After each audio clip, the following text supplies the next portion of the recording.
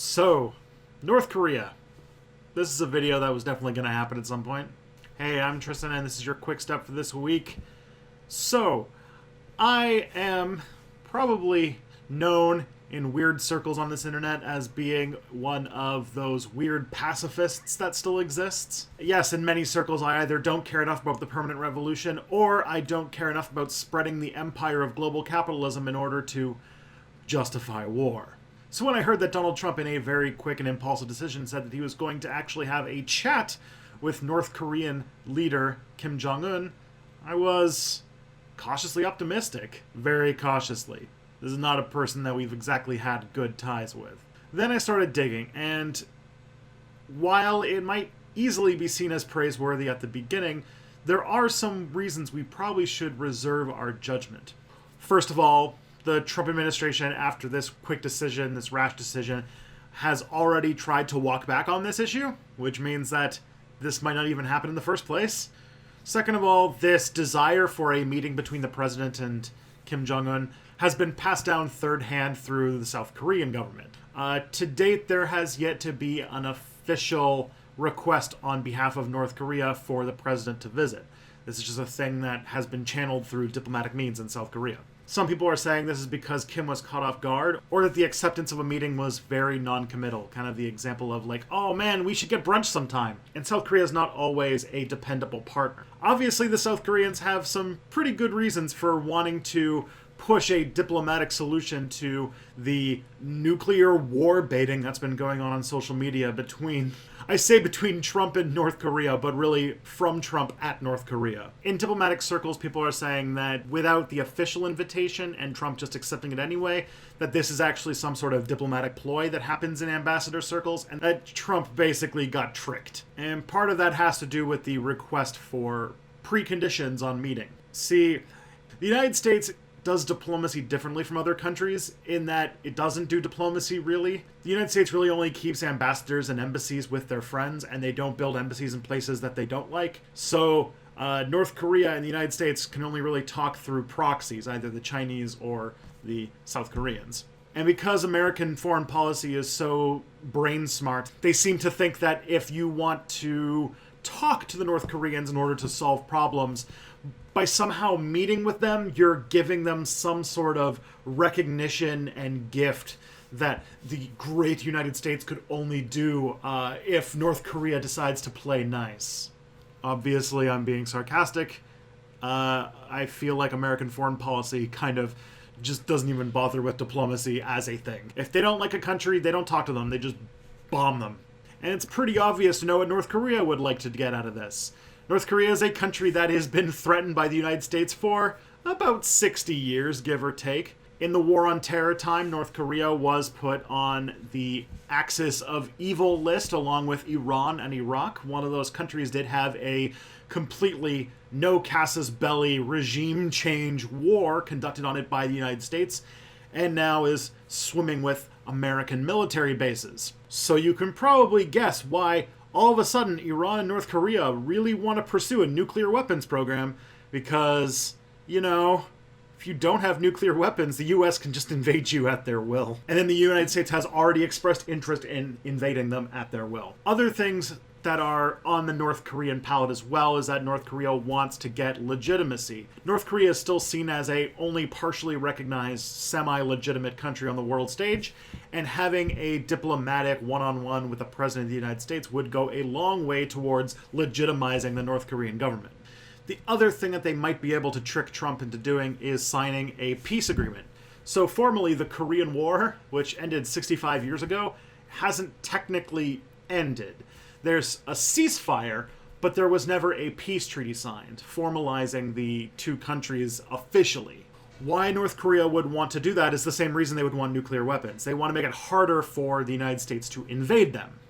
I don't know if you've seen any of like the North Korean, you know, like the Vice documentaries, people going to North Korea. They are super paranoid about American invasion, probably because America did invade them. But by formally ending the war, the US's ability to just have tons and tons and tons of military assets in South Korea would no longer be legal under the United Nations. The South Koreans would probably not like this because South Korea kind of has the threat of China and North Korea all around them, but it would be a long way towards decreasing the US imperial presence in East Asia. And if the United States really wanted to go to war with North Korea, and they didn't have the military bases in South Korea, they still have an entire island of Japan. So obviously, I'm not seeing this exactly in the same way of foreign policy wonks. I don't think that most American foreign policy people want to see a peaceful resolution to this, because they are still holding out hope that the North Korean government will just somehow collapse. There's also a lot of people who are still holding out that they can make North Korea cry uncle and no longer be a nuclear power, which is ridiculous because nuclear weapons are probably the most powerful geopolitical tool that a country can have. It means you are invasion-proof. Either way, inserting Trump into a personal situation with Kim Jong-Un, two people who are very forceful, very chaotic personalities who have way too many weapons under their command, would probably be a scary prospect. Trump is already somebody who showed that he wouldn't even do even the most basic homework when it comes to trade. He actually recently had a meeting with our Prime Minister, Justin Trudeau, where he invented a fact that the United States had a trade deficit with Canada, and he even admitted in a later talk that he didn't know if he had a trade deficit with Canada. He just made it up and checked it out later. There's a little bit of bitterness going on because Canada looks to be severely challenged by the United States throwing up all of these crazy trade barriers for national security reasons, because we Canadians are so scary. I also think that there is a good chance that Trump could be Dennis Rodman. Dennis Rodman is a basketball player. He went to North Korea, and North Korea treated him so well that he just fell in love with the country and openly supports North Korea and the Kim regime. I could see if Kim Jong-Un did some sort of one of those big crazy banner shows that he does for Trump and treated him like a royal guest, that Trump would all of a sudden think North Korea is the bee's knees. And with a president with the attention span of an 8-year-old, meeting with a fairly tense diplomatic situation with somebody who is known to not be a person who does their homework, not a person who pays attention, and a person who's easily swayed, that could lead to some real chaotic geopolitical situations afterwards with whatever comes up in that talk. And of course, he impulsively agreed to go to this talk, and it seems to be rather well timed for him being investigated for all of the Russia shenanigans that's going on. Apparently, the Russia investigation rages on and is investigating his organization now. The other thing, too, is that he is getting a lot of attention for this Stormy Daniels thing, because despite the whole moral majority thing of the Republican Party, they seem to be trying to bury really fast that the president fairly likely had an affair with a porn star and then tried to pay her off to not talk about it. There's a 60 Minutes interview about that should be surfacing in the next couple weeks, so we'll see how that goes. So there's a lot at stake, and Trump is, to say the least, a blunt instrument. He's in the middle of a very chaotic situation, has way more power than someone of his intelligence level should have, and he likely has no idea of the consequences of what he just did. He also doesn't really have an expert network. South Korea doesn't have an ambassador. Rex Tillerson recently got fired, so there's really no person who is set up to set an ambassador to South Korea. And the United States is having a extremely hard time finding people to man their posts because, surprisingly, nobody wants to work for this semi-fascist regime in the United States. And Joseph Yun, his one North Korea expert, actually abruptly resigned last week, so he has no North Korea expert to defer to. And as we all know, Trump is not exactly a person who defers to experts. So yeah, this is a really big upset. Now, there are some things I like about the idea of the president and the North Korean president talking to each other, specifically not having this nuclear war baiting happening over public media channels. Maybe a diplomatic solution can be worked out. Maybe North Korea could be one country amongst a global community.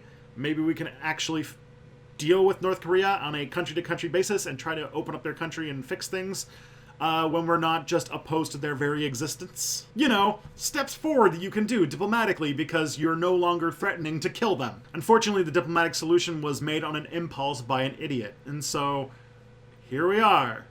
And now everyone else to appear smart is acting like a war hawk. The situation sucks. But yeah, I'd be curious to know what you guys think. This is an at least novel situation that we're in, and be interesting to see where the people sit on these things. And of course, I want to make available to you the fact that I have a page on the Amazon influencer program thing. So if you go into the description, you can find some books that I've used to make videos and research and everything like that. Also, a few of my favorites are in there as well. You can buy those if you want to read more about some of the subjects that Step Back videos have been about. And if you buy anything on the site by following the link, I get a little bit of a kickback, which is nice because I'm trying to make that last leap towards going full-time. We're getting there. Anyways, this has been your quick step. Like, share, subscribe, post on Reddit, show your dog, yell at your neighbors, all that kind of stuff.